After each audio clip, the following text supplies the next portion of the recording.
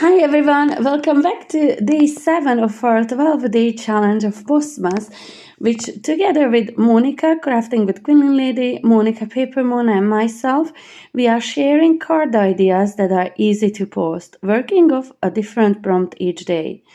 Today we have the second card sketch of the series, and I'm going to use the best time of the year paper pad, which I got in the range a couple of years ago, as proper Christmassy, like real traditional colors and designs. So this is the card sketch, a square and a rectangle version of the same layout, and I'm gonna go with the square one for today. So I'm going to do something I've never ever done before. I'm going to use a pattern paper as my card base. So I've cut a pattern paper from the paper pad to 10 by 5 inches and scored down halfway at the 5-inch mark. So this gives me a 5 by 5 inch square card base. I'm going to go with gold mirror card because a lot of the elements and papers are foiled in this paper pad, and I've cut that one to 4 3/4 of an inch squared.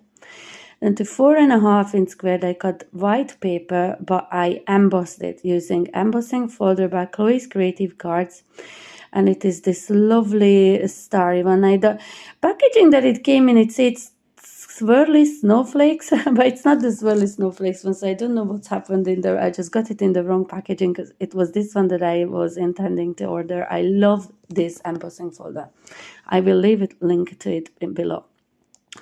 So I layered all these on top of my card base, and I'm going to use as a top folding card base today. That is my go-to one. I love using top folding ones. My original idea was to use this number 25, but then the sentiment would have covered the number up, and that kind of was pointless. So instead I picked out this green square one that says a present for you, and I've cut it to 2.25 inch square and layered it up behind a 2.5 inch square gold cardstock.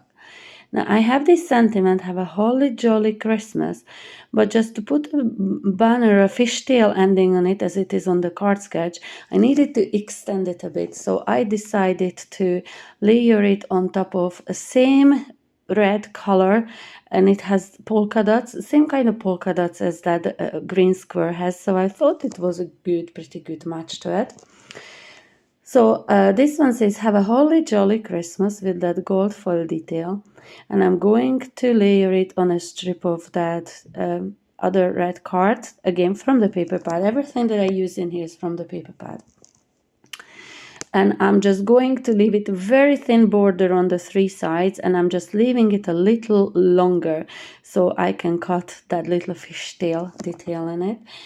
And if you haven't seen my videos in this series, in one of them I showed you how you can make the fishtail really nice and symmetrical without any dies.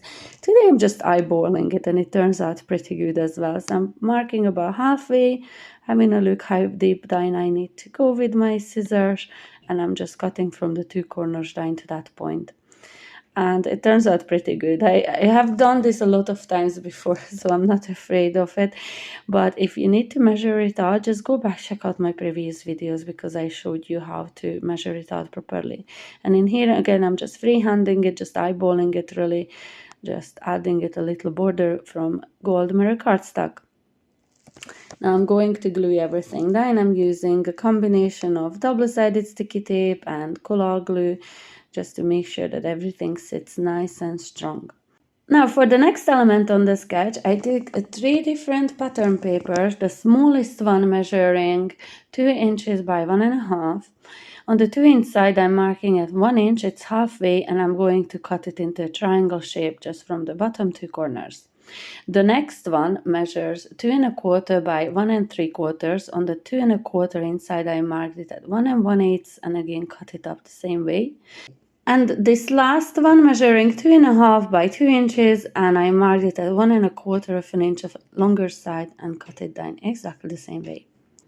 I'm going to layer the different elements on top of each other.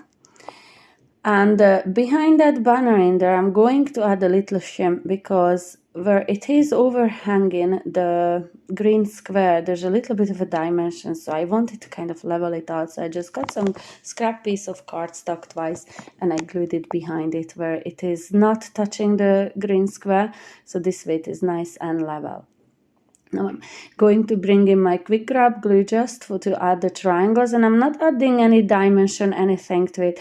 I'm just literally gluing them on top of each other using a strong liquid glue. And the next one is the medium size, and then the smallest one. I really am not using pattern papers enough, guys. This is so much fun to create. I only started using card sketches in this series. I've never done them before in my life. So yeah, I'm really, really loving it. The little star is from the middle of one of the snowflakes from the border die from Chloe's Creative Cards. I just added on top of the tree cut out of gold cardstock. Now, I just wanted to add some extra detail. So I brought in my Crystal Crush glitter, which is a translucent, gorgeous glitter, and I'm just adding it to some of the details on the background. Not all of it, just here and there, just to really catch the light and catch the eye. So I sprinkled the glitter over it, and once it dries, it will leave me with such gorgeous sparkle. For my final detail for the card, I am adding some gold gems, and my original idea was just to add one or two. But as I came in with this gold, and it's a very subtle gold, by the way, from this bling box from Chloe's Creative Cards, I ended up going to town. I just added so many of them, some of the smallest ones, and then the medium sized ones. I didn't use any of the larger sizes. But yeah, I just added loads of those here and there, and I thought they turned out absolutely fantastic. So I cut a piece of white card to 4.5 inch squared, and I placed it inside just to give a bit of stability to my card.